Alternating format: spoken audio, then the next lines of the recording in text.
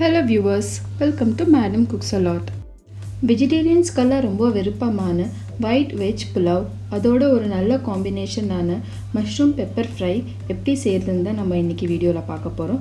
வாங்க முதல்ல mushroom pepper fry எப்படி செய்கிறதுன்னு பார்க்கலாம்.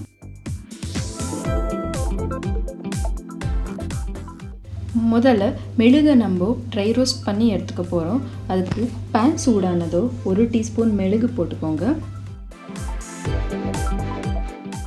ஸ்லோ ஃப்ளேம்லேயே ஒரு 5 நிமிஷம் வரைக்கும் இந்த மெழுகை வறுத்து எடுத்துக்க போகிறோம். வறுத்த மெழுகை ஒரு பவுலில் ட்ரான்ஸ்ஃபர் பண்ணி இதை ஆறுனதோ இடித்து எடுத்துக்கலாம். அடுத்து ஒரு கடாய் சூடானதோ அதில் 3 டேபிள் ஸ்பூன் நல்லெண்ணெய் சேர்த்துக்கோங்க. எண்ணெய் சூடானதும் அதில் 2 ஏலக்காய், 2 கிராம்பு, ஒரு பட்டை துண்டை போட்டுக்கோங்க. பொடியாக நறுக்கிய 4 பச்சை மிளகாய், இடித்து எடுத்துக்கிட்ட பூண்டு 1 டேபிள் ஸ்பூன், கொஞ்சமாக கருவேப்பிலை,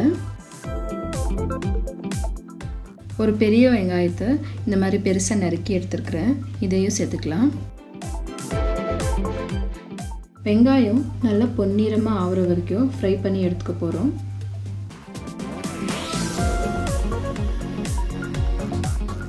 இந்த ஸ்டேஜில் ஒரே ஒரு தக்காளியை நான் அரைச்சி எடுத்துருக்கிறேன், அந்த தக்காளி விழுதியும் சேர்த்துக்கோங்க.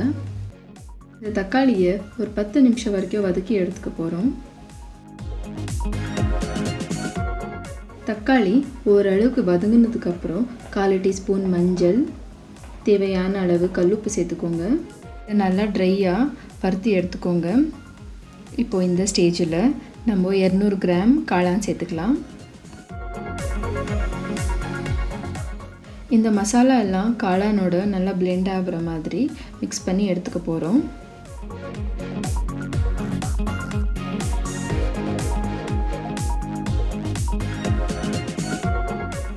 இப்போது இந்த காளானை 5 நிமிஷம் வரைக்கும் லிட்டர் க்ளோஸ் பண்ணி குக் பண்ணோம்னா நம்மளுக்கு காளான் நல்லா தண்ணி விட்டுருக்கும்.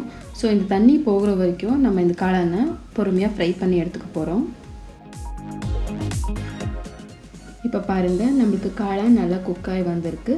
இந்த ஸ்டேஜில் நம்ம வறுத்து இடித்து எடுத்துக்கிட்ட மெழுகுத்தூள் சேர்த்துக்கலாம். மெழுகுத்தூள் சேர்த்ததுக்கப்புறம் நம்ம ரொம்ப நேரம் குக் பண்ண போகிறதில்ல, இமீடியட்டாக ஒரு மிக்ஸ் கொடுத்து நம்ம பொடியாக நறுக்கி வச்ச கொத்தமல்லி இலை தூவிட்டோம்னா இப்போது அருமையான mushroom pepper fry ready.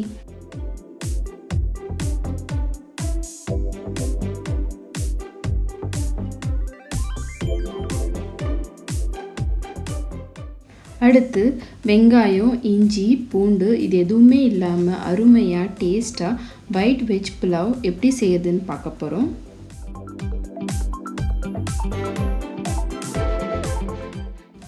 Cooker சூடானதும் அதில் 3 டேபிள் ஸ்பூன் நெய் ஊற்றி, நெய் கொஞ்சம் சூடானதும் பிரியாணி இலை, பட்டை, லவங்கம், ஏலக்காய், அப்புறமா கொஞ்சமாக கல்பாசி போட்டுக்கலாம். 6லேருந்து 7 முந்திரி பருப்பு போட்டுக்கோங்க. நம்ம இப்போ போட்ட மசாலா பொருட்கள் அப்புறம் முந்திரி பருப்பு இது எல்லாத்தையும் சேர்த்து கொஞ்சம் நேரம் ஃப்ரை பண்ணி எடுத்துக்கலாம். முந்திரி பருப்பு கொஞ்சம் கோல்டன் ஃப்ரை ஆகிற வரைக்கும் வறுத்து எடுத்துக்கோங்க. அடுத்து பொடியாக நறுக்கிய கேரட் 1/4 கப் போட்டுக்கோங்க. Beans 1/4 cup. இந்த வெஜிடபிள்ஸை கொஞ்சம் நேரம் வதக்க போகிறோம். இப்போது பொடியாக நறுக்கிய பச்சை மிளகாய் சேர்த்துக்கலாம். காரம் உங்களுக்கு அதிகமாக வேணும்னா நம்ம முந்திரி பருப்பு போடுறோம் இல்லைங்களா, அந்த ஸ்டேஜில் நீங்கள் பச்சை மிளகாய் போட்டிங்கன்னா உங்களுக்கு காரம் அதிகமாக இருக்கும். ஒரு பக்கம் அந்த வெஜிடபிள்ஸ் குக் ஆகட்டும். நம்ம இப்போ பாஸ்மதி அரிசியை ஊற வச்சுக்க போகிறோம். நான் இங்கே 2 கிளாஸ் பாஸ்மதி அரிசி எடுத்துருக்கிறேன். இது நல்லா கழுவி 10 நிமிஷம் வரைக்கும் ஊற வச்சுக்கோங்க.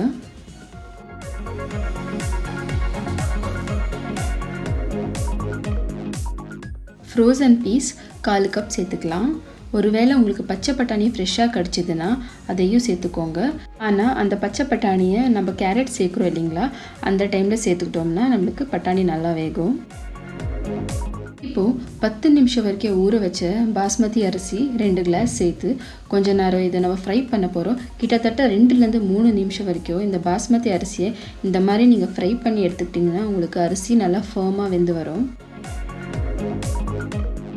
1 டேபிள் ஸ்பூன் தயிரை போட்டுக்கோங்க. தயிரை போட்டு ஒரு வாட்டி நம்ம மிக்ஸ் பண்ணி எடுத்ததுக்கப்புறம் நம்ம தண்ணி சேர்க்க போகிறோம். 2 கிளாஸ் அரிசிக்கு யூஸ்வலாக நம்ம 4 கிளாஸ் தண்ணி சேர்ப்போம். ஆனால் இது பாஸ்மதி அரிசியாக இருக்கிறதுனால நான் 3.25 கிளாஸ் தண்ணி சேர்த்துருக்குறேன்.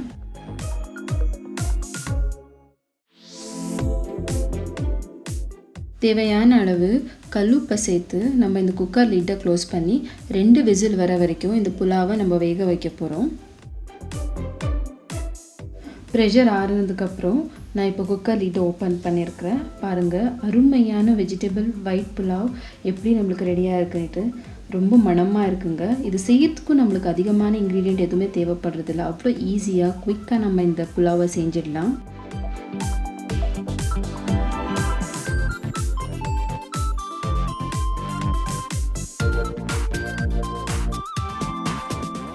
இன்றைக்கி நான் உங்களோட ஷேர் பண்ண 2 ரெசிபீஸும் உங்களுக்கு பிடிச்சிருக்குன்னு நம்புகிறேன்.